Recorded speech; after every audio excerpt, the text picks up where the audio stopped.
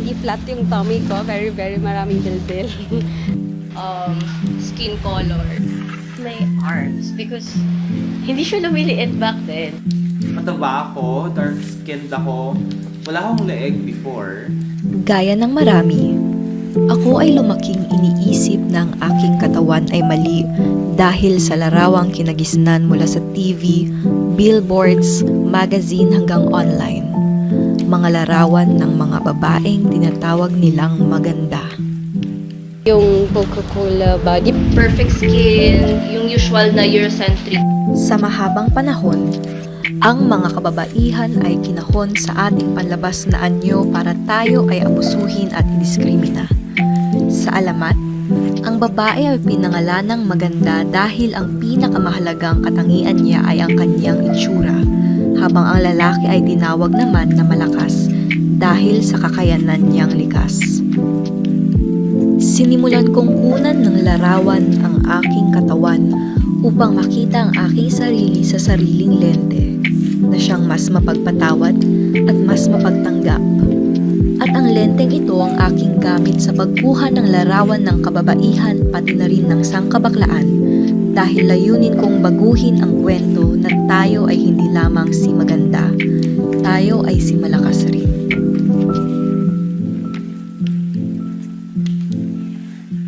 Ang beauty myth o ang mitolohiya ng ideal na kagandahan ay isang social construct na ginamit ng lipunang patriarkal at kapitalista.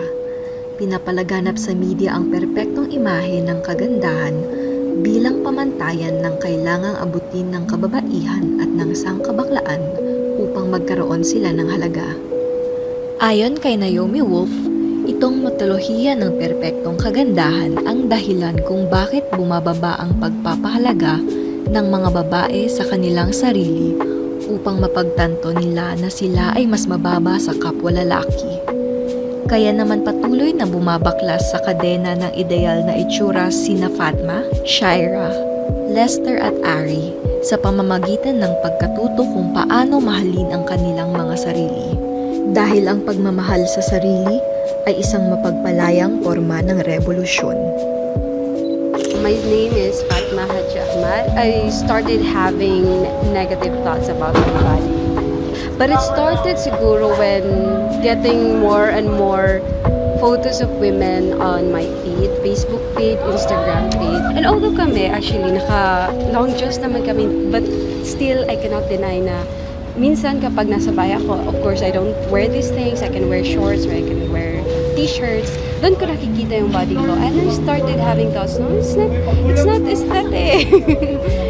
I'm shy. Recently, over the past few years, I've been into fitness. So mainly, really holistic and sustainable health. Alam mo, when you see like very toned women, payat, tapos nakita mo sila, makes you question about yourself. Parang even though we're physically active, parang bakit hindi ganun yung sa akin? Andoon na nga ako sa part na parang I am more looking into my body for what it can do, not what it looks like. I'm more for knowing, advocating, or talking about what your body can do to serve you, which is to help you move, to help you do things, to help you appreciate your health, to help you appreciate your talents. Hi, I'm Lester Diosa. I identify as an energy being. I identify as an experience. I started not loving my body. I normally didn't like it. Kasi I'm a plus-size person. And as a person who likes fashion, medyo fat-phobe ako nung nag-start ako sa sarili ko. I didn't like myself. I'm a big-bodied person eh. And I never saw my designs in my body kasi I'm big and I always have wanted to dress smaller people. I slowly grew into liking how my size is, how to accentuate my body. I can start that for myself. I don't need representation online to feel good about myself. Pero that does not change na representation in the media would give you higher self-esteem. There are others na doesn't think they can do it if they don't see others doing it. So, representation in the media plays a significant part. Ako si Ari, kasalukuyang nagtatrabaho bilang writer sa isang government agency. Sa ngayon, my relationship with my body is fluctuating between neutral and negative.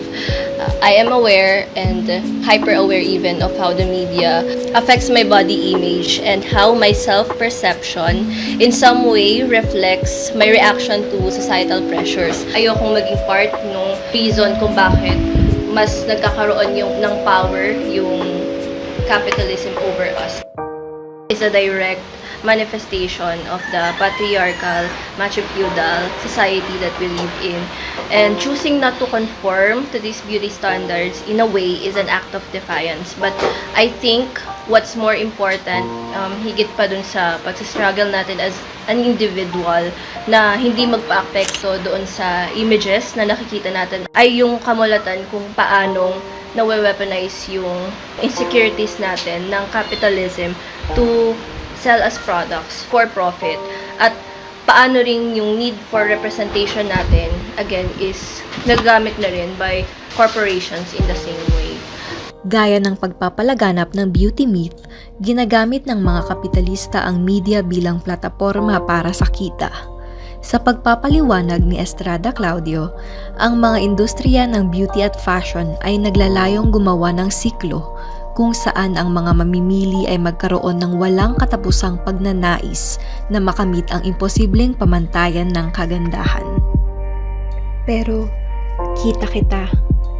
Ito ang nais kong maramdaman ng mga taong kinunan ko ng larawan.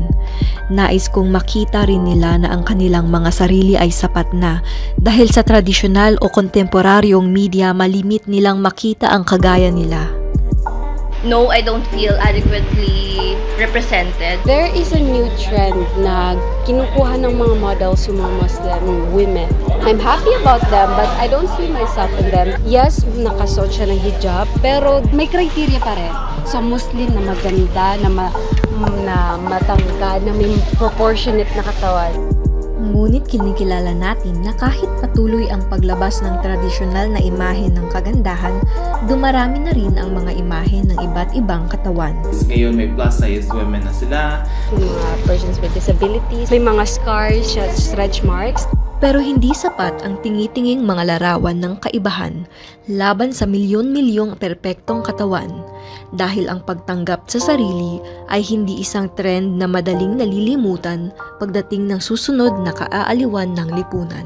I know recently na there's a trend of showing skin texture sa camera. It's a welcome change, it's refreshing. Ayoko siya i-diminish na maliit na ano lang siya, but in a larger scheme of things, parang mas ideal pa rin siguro na higit pa doon sa pag-pressure to the individual na yun, ipakita mo yung authentic self mo. Itaas pa siya doon sa bakit in the first place we are being pressured into proving na kung ano yung acceptable na face and body. Gaya ng sinabi ni Sarah Banet Weiser, ang simpleng representasyon ng iba't ibang tipo ng tao ay hindi garantiya na ang kalagayan ng mga minoridad ay magbabago. Kumukuha ako ng larawan ng mga individual para mas makita nila ang kanilang sarili. Totoong hindi sapat ang mga 2D na imahe upang baguhin ang mundo, ngunit nakatutulong ito upang mas tumaas ang kanilang kumpiyansa sa sarili. If we promote more yung positive body image, mas malalasen natin yung idea na maraming ma-insecure sa mga sarili nila, hindi nila magawa yung mga gusto nila kasi conscious sila sa mga sarili nila. All my life, yun yung hinahanap ko eh. Someone who maybe looks like me. Baka sabi ko, baka makita ko ng someone who looks like me, I'd feel much better about myself. I think for me, malaking naging tulong yung pagkakaroon ng community or being with fellow women who goes through the same thing and advocates for the same thing. Kasi it makes you feel safe. And once you feel safe, you start to feel confident. And once you feel confident, that's when you start unlearning things about your body. Sumasang-ayon ako kay Baldo Cubelo sa kanyang suhestyon na hindi dapat tayo makulong sa paniningil ng representasyon at sa pagiging kumpiyansa sa ating sarili. dahil marami pang taang tatahakin upang maabot ang kalayaan ng kababaihan at LGBTQIA+. Hindi sapat ang pagtanggap ng individual na sarili dahil kinakailangan ang sama-samang aksyon upang mabago ang sistemang nang-aapi sa kababaihan at ibang minoridad. Ngunit hindi maikakaila na ang pagkakaroon ng representasyon at iba't ibang larawan ay nakakabuo ng komunidad. As a community, yes, body image is also important kasi it creates a movement. It brings everyone, katulad mo, katulad ko, together rather than just being there alone. Seeing body image in a community allows another person to fit in despite na we're all different from each other. Nakatutulong ang mga imahe upang makita na marami tayong magkakasamang iba't iba ang kulay ng kutis at hugis ng katawan. At ang mga individual na pagkakaiba-ibang ito ang dahilan kung bakit tayo maganda. At kung tayo ay may pagpapahalaga sa ating sarili, lalakas ang pagnanais nating makaalpas sa pang-aapi ng patriarkal at kapitalistang lipunan. At ang pagsasama-samang ito ang dahilan kung bakit tayo malakas.